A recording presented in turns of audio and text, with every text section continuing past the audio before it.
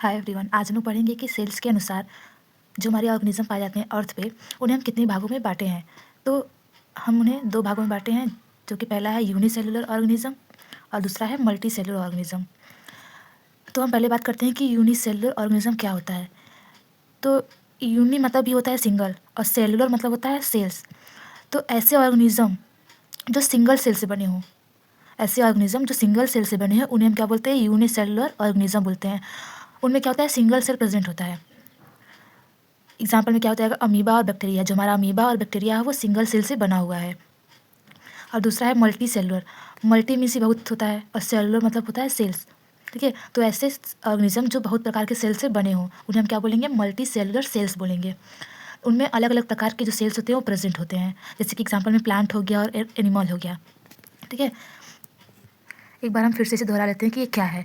तो सेल्स के अनुसार जो हमारे ऑर्गेनिज्म है उनको दो भागों में बांटा गया है। पहला है वो यूनिसेलुलर ऑर्गेनिज्म, दूसरा है मल्टी सेलुलर ऑर्गेनिज्म।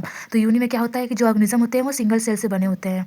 ठीक है, उसमें सिंगल सेल प्रेजेंट होता है। एग्जाम्पल कौन कौन सा? अमीबा हो जाएगा और बैक्टीरिया हो जाएगा। मल्टी सेलुलर ऑर्गेनिज्म क्या होते हैं? इसमें कि बहुत प्रकार के सेल्स प्रेजेंट होते हैं, उन्हें क्या बोलेंगे? मल्टी सेलुलर ऑर्गेनिज्म बोलेंगे। एग्जाम्पल में क्या आ जाएगा? प्लांट और एनिमल आ जाएगा। ठीक है, अब बात करते हैं कि सेल्स की डिस्कवरी कैसे हुई, पहले किसने सेल्स को देखा। तो जो सेल है उसको सबसे पहले रॉबर्ट हुक ने डेड कॉर्क प्लांट में देखा था। जो प्लांट होते हैं उसके कॉर्क में पाया था कि सेल्स प्रेजेंट है, जो क्या था? वो डेड था। अब जो लिविंग सेल्स की डिस्कवरी किए हैं वो कौन थे? एंटोन वॉन लीवेनहॉक, जिसने किए थे बैक्टीरिया सेल में किए थे। हम सबको पता है कि सेल्स के अंदर न्यूक्लियस प्रेजेंट होता है। अब तो न्यूक्लियस की खोज किसने की थी?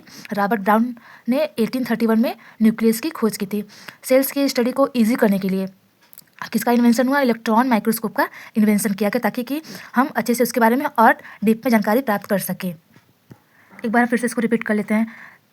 सेल्स की डिस्कवरी सबसे पहले किसने की? रॉबर्ट हुक ने की। कहाँ की? प्लांट में। ठीक है, और दूसरा जो लिविंग सेल है उसकी डिस्कवरी किसने की? एंटोन वॉन लीवेनहॉक ने की। कहाँ की? बैक्टीरिया में की। और तीसरा है न्यूक्लियस। न्यूक्लियस की खोज किसने की? रॉबर्ट ब्राउन ने 1831 में की। सेल्स के बारे में और जानकारी प्राप्त करने के लिए इलेक्ट्रॉन माइक्रोस्कोप का इन्वेंशन किया गया। आशा है कि आप लोग को सेल्स के बारे में समझ में आया होगा। अगर आप लोग को ये वीडियो अच्छी लगी तो लाइक एंड सब्सक्राइब करें। Thank you.